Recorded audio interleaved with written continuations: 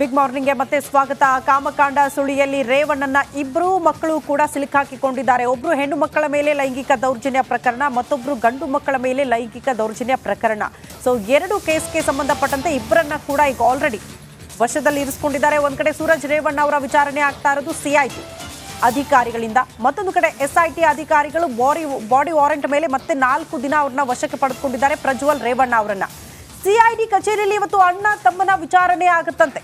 ಅಸಹಜ ಲೈಂಗಿಕ ದೌರ್ಜನ್ಯ ಪ್ರಕರಣದಲ್ಲಿ ಸೂರಜ್, ಲೈಂಗಿಕ ದೌರ್ಜನ್ಯ ಪ್ರಕರಣದಲ್ಲಿ ಪ್ರಜ್ವಲ್ಗೆ ಡ್ರಿಲ್ ಮಾಡಿದ್ದಾರೆ ಅಧಿಕಾರಿಗಳು. ಇವತ್ತು ಸೂರಜ್ಗೆ ವೈದ್ಯಕೀಯ ಪರೀಕ್ಷೆ ಕೂಡ ಮಾಡಿಸುವ ಸಾಧ್ಯತೆ ಇದೆ. ಇತ್ತ ಪ್ರಜ್ವಲ್ ವಾಯ್ಸ್ ಸ್ಯಾಂಪಲ್ ಸಂಗ್ರಹಿಸಲಿದ್ದಾರೆ ಎಸ್ಐಟಿ ಅಧಿಕಾರಿಗಳು. ಇಬ್ಬರನ್ನ ಕೂಡ ಹೊಳೆ ನರಸೀಪುರಕ್ಕೆ ಕರೆದೊಯ್ದು ಸ್ಥಳ ಮಹಜರು ನಡೆಸ್ತಾರ ಅಧಿಕಾರಿಗಳು ಅನ್ನೋದು ಪ್ರಶ್ನೆ. ಒಂದೇ ದಿನ ಇಬ್ಬರನ್ನ ಹಾಸನಕ್ಕೆ ಕರೆದೊಯ್ಯುವ ಸಾಧ್ಯತೆ ಇದೆ ಅಂತ ಹೇಳಲಾಗ್ತಾ ಇದೆ.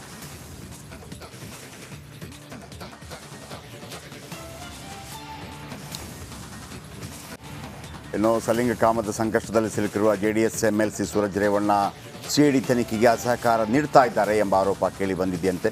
ತನಿಖಾಧಿಕಾರಿಗಳು ಯಾವುದೇ ಪ್ರಶ್ನೆ ಮಾಡಿದರೂ ಹಾರಿಕೆಯ ಉತ್ತರ ಕೊಡ್ತಾ ಇದ್ದಾರಂತೆ. ಇದರ ಬಗ್ಗೆ ಒಂದು ರಿಪೋರ್ಟ್ ನಿಮ್ಮ ಮುಂದೆ.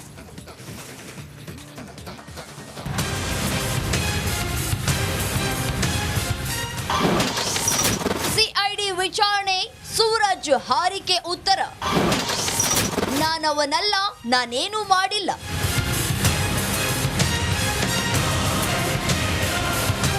ಅದ್ಯಾಕೋ ಏನೋ ಮಾಜಿ ಸಚಿವ ರೇವಣ್ಣ ಕುಟುಂಬ ಒಂದಲ್ಲ ಒಂದು ಸಂಕಷ್ಟದಲ್ಲಿ ಸಿಲುಕ್ತಾನೆ ಇದೆ. ಮೊದಲಿಗೆ ಪ್ರಜ್ವಲ್ ರೇವಣ್ಣ, ಆಮೇಲೆ ಭವಾನಿ, ಈಗ ಸೂರಜ್ ತನಿಖಾಧಿಕಾರಿಗಳ ವಿಚಾರಣೆಯಲ್ಲಿ ಸಿಲುಕಿದ್ದಾರೆ. ಜೆಡಿಎಸ್ ಕಾರ್ಯಕರ್ತನ ಮೇಲೆ ಸೂರಜ್ ಸಲಿಂಗ ಕಾಮದ ಆರೋಪದಲ್ಲಿ ಸಿಲುಕಿದ್ದಾರೆ. ಈ ಬಗ್ಗೆ ಕಸ್ಟಡಿಗೆ ಪಡೆದ ಸಿಐಡಿ ವಿಚಾರಣೆ ನಡೆಸಿದ್ರೆ ಸೂರಜ್ ಮಾತ್ರ ಸಹೋದರ ಪ್ರಜ್ವಲ್ ದಾರಿಯನ್ನೇ ಹಿಡಿದಿದ್ದಾರೆ. ಅಧಿಕಾರಿಗಳು ಎಷ್ಟೇ ಪ್ರಶ್ನೆಗಳನ್ನ ಕೇಳಿದ್ರು ಸೂರಜ್ನಿಂದ ಬರ್ತಾ ಇರೋದು ಒಂದೇ ಉತ್ತರ, ಅದುವೇ ನಾನವನಲ್ಲ, ನಾನೇನು ಮಾಡ್ಲೇ ಇಲ್ಲ, ನನ್ನನ್ನು ರಾಜಕೀಯವಾಗಿ ಮುಗಿಸುವ ತಂತ್ರ.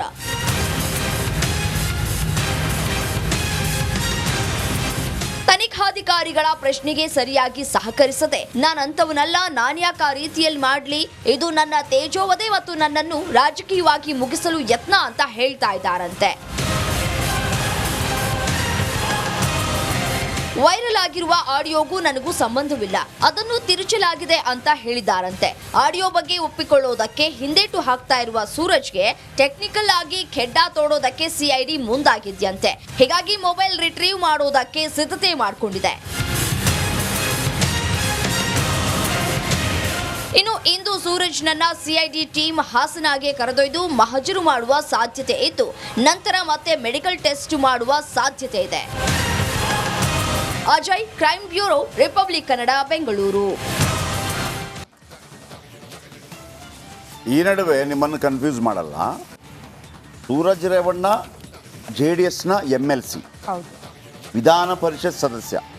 ವಿಧಾನ ಪರಿಷತ್ ಸದಸ್ಯ ಅಂತ ಹೇಳಿದಾಗ ಅವರಿಗೆ ಪ್ರತ್ಯೇಕವಾಗಿ ಇದೇ ಕ್ಷೇತ್ರ ಅಂತ ಇರೋದಿಲ್ಲ, ಇಡೀ ರಾಜ್ಯವೇ ಅವರ ಕ್ಷೇತ್ರ ಆಗುತ್ತೆ.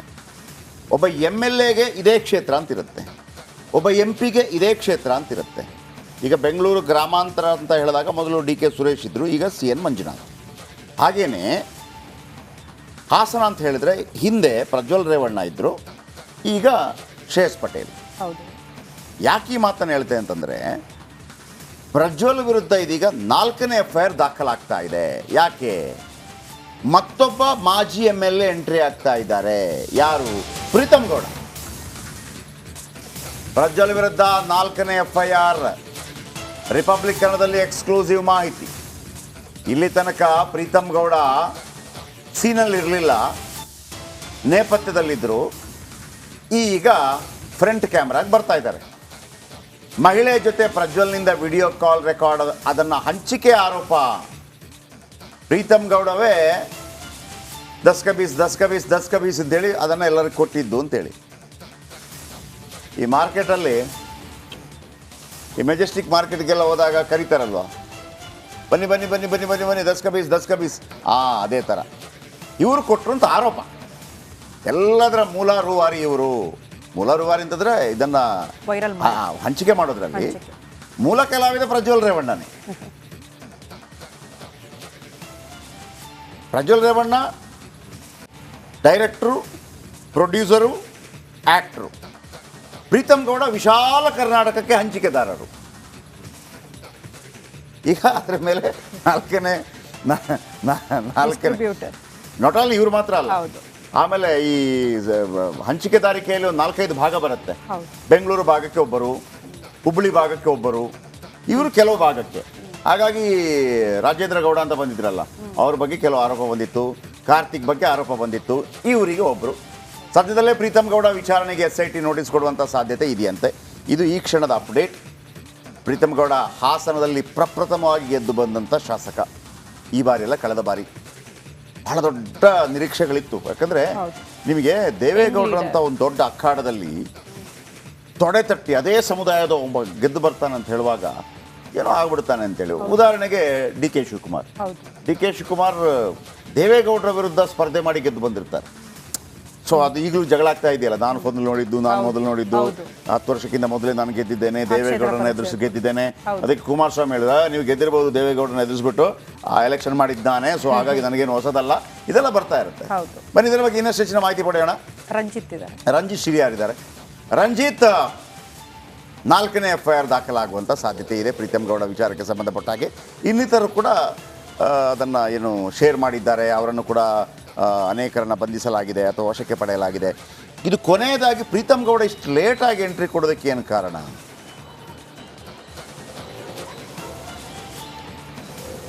ಜಯಪ್ರಕಾಶ್ ಶೆಟ್ರೆ, ಪ್ರೀತಮ್ ಗೌಡ ಬೆಂಬಲಿಗರ ಮೇಲೆ ಈ ಅಶ್ಲೀಲ ಪೆನ್ಡ್ರೈವ್ ಅನ್ನ ಹಂಚಿಕೆ ಮಾಡಿರುವ ಆರೋಪದ ಹಿನ್ನೆಲೆಯಲ್ಲಿ ಈ ಹಿಂದೆ ಇಬ್ಬರನ್ನ SIT ಅಧಿಕಾರಿಗಳು ಬಂಧನ ಮಾಡಿದ್ರು. ಆ ಪೆನ್ಡ್ರೈವ್ ಅನ್ನ ಇವರು ನದಿಗೆ ಎಸೆಯುವಾಗ ಅವರನ್ನ ಬಂಧನ ಮಾಡಿದಂಥ SIT ಅಧಿಕಾರಿಗಳು ಅವರನ್ನ ನಿರಂತರವಾಗಿ ವಿಚಾರಣೆ ಮಾಡಿದಾಗ ಈಗ ಸ್ಫೋಟಕ ವಿಚಾರ ಬಯಲಾಗಿದೆ.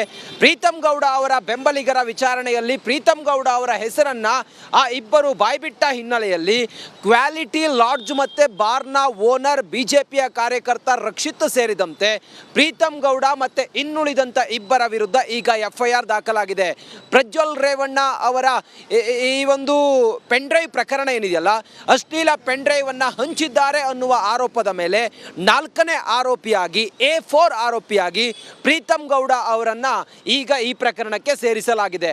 ಆ ಮೂಲಕ ಪ್ರೀತಮ್ ಗೌಡ ಅವರನ್ನ SIT ಅಧಿಕಾರಿಗಳು ಯಾವುದೇ ಕ್ಷಣದಲ್ಲಿ ಬಂಧನ ಮಾಡುವಂತ ಸಾಧ್ಯತೆ ಇದೆ.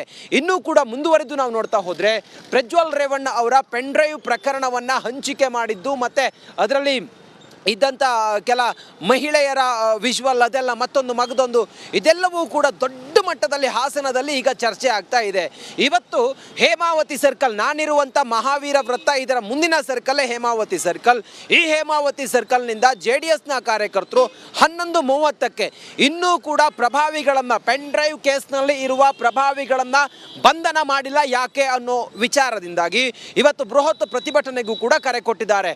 ಒಟ್ಟಾರೆ ಈ ಪೆನ್ ಡ್ರೈವ್ ಪ್ರಕರಣ ಮುಗಿಯದ ಅಧ್ಯಾಯ ಆಗಿದೆ. ಈ ಪ್ರಕರಣದಲ್ಲಿ ಹಲವರ ಹೆಸರು, ಪ್ರಭಾವಿಗಳ ಹೆಸರು ಕೇಳಬರ್ತಾ ಇದೆ. ನೀವೇ ಹೇಳ್ದಂಗೆ ಡಿಸ್ಟ್ರಿಬ್ಯೂಷನ್ ಮಾಡಿರುವಂಥ ಆರೋಪದ ಹಿನ್ನೆಲೆಯಲ್ಲಿ ಪ್ರೀತಮ್ ಗೌಡ ಸೇರಿದಂತೆ ಅವರ ಸಹಚರರ ಹೆಸರು ಬಂದಿರೋದ್ರಿಂದ 4ನೇ ಆರೋಪಿಯಾಗಿ ಪ್ರೀತಮ್ ಗೌಡ ಇದ್ದಾರೆ. ಅವ್ರ ಜೊತೆಗೆ ಅವರ ಬೆಂಬಲಿಗರ ಇಬ್ಬರು ಹೆಸರನ್ನು ಕೂಡ ಸೇರಿಸಲಾಗಿದೆ. ಆ ಮೂಲಕ ಇವತ್ತು JDSನ ಕಾರ್ಯಕರ್ತರು ಹಾಸನದ ಹೇಮಾವತಿ ಸರ್ಕಲ್ನಿಂದ ಪ್ರತಿಭಟನೆಯನ್ನು ಕೂಡ ಮಾಡ್ತಾರೆ. ಜಯಪ್ರಕಾಶ್ ಶೆಟ್ರೆ, ಓಕೆ, ಥ್ಯಾಂಕ್ ಯು.